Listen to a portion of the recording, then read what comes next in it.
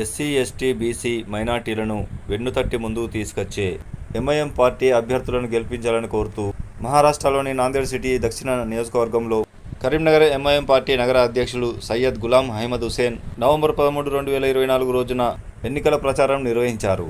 MIM party అధినేత Hyderabad MP barrister Asaduddin Owaisi గారి ఆదేశాల మేరకు మహారాష్ట్రలోని నాందేడ్ పట్టణానికి చేరుకున్న ఎంఐఎం అభ్యర్థి సయ్యద్ మొయిన్ గారి గెలుపు కోసం కార్వాన్ ఎమ్మెల్యే కౌసర్ మొహియుద్దీన్ ఆధ్వర్యంలో అరబ్ గల్లీలో అహ్మద్ హుసేన్ గారు విస్తృత ప్రచారాన్ని నిర్వహించారు.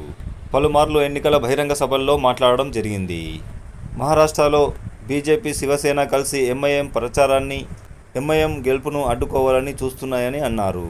ఎన్ని అడ్డంకులు సృష్టించినా ఎంఐఎం గెలుపును ఎవరూ అడ్డుకోలేరని అన్నారు. దళిత, బలహీన, మైనార్టీ వర్గాలు ఎంఐఎం పార్టీకి అడుగడుగునా నీరాజనాలు పలుకుతున్నారని అన్నారు. సబ్స్క్రైబ్